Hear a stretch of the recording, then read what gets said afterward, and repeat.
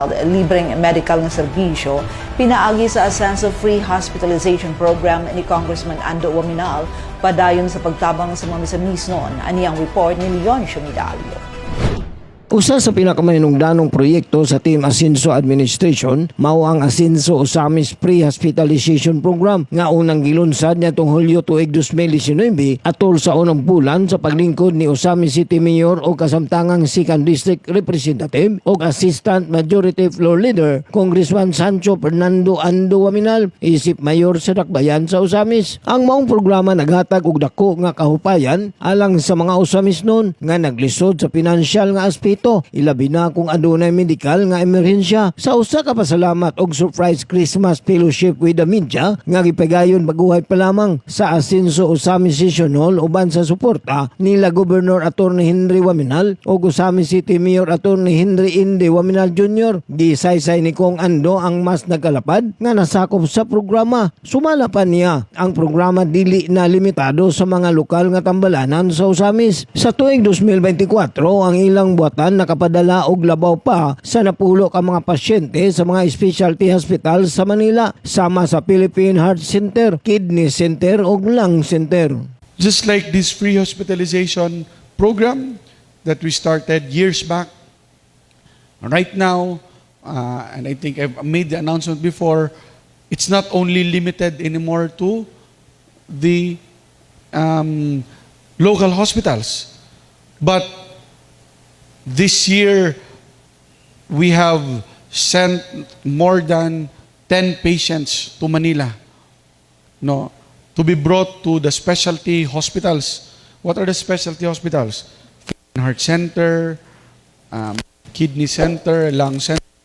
Sumala pa ni Kong Ando sa mga bahin sa programa ang walay bisan usa ka piso nga magasto ang mga pasyente tungod kay ang tanan nga galastuhan lakip na ang airfare para sa pasyente o usa ka companion land transportation fees apil ang taxi, grab og motorcycle fares o uban pang mga benepisyo lakip na sa programa nga nagpakita sa nagkalapad nga nasakupan niini. As part of our program, ni piso walay nagasto ang pasyente because we took care of everything gikan sa pamility, airfare of the patient plus one companion, inubanan sa ato ang staff from the 2nd Congressional District Office. Pag-abot dito, all land transportation, taxi, grab, motorcycle, taken care of by our office.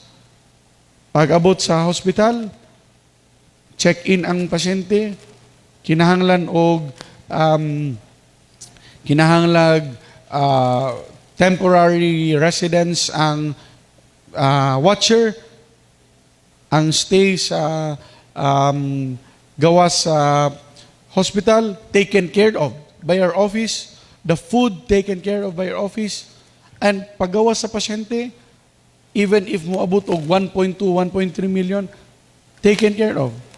And then, after, di pa pwede mo uli because they need to stay for one week or 2 weeks for observation, kikinahanglan pa mo balik after discharge. The hotel stay is taken care of until makauli, plane ticket taken care of.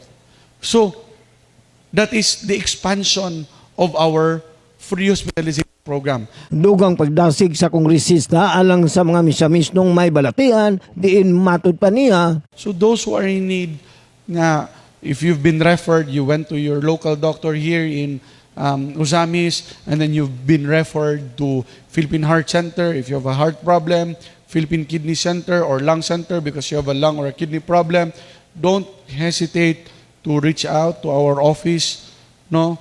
Dili na namon ang ma-monitor kung kinsay na kuan. We need to know from you. Our office is always open. Ang ato pang opisina mo schedule. No. Ang Asenso Usamis Pre-Hospitalization Program nagapakita sa tinuod nga kahulugan sa pag-alagad sa katawan nga naghatag og kahupayan o paglaom dili lamang alang sa mga Usamisnon kundi sa kinatibuk ang katawan sa probinsya nga nakinahanglan sa medikal nga tabang. Pinaagi sa maayong pangagamhanan og kinasingkasing nga lubos-lubos nga pagserbisyo sa Team Asenso ang programa timaan og dakong pamatuod sa tinuod og padayon nga pag-asenso sa Misamis Occidental. Alang sa Usamis Today, ako si Leoncio Medallo. Salamat, Leoncio.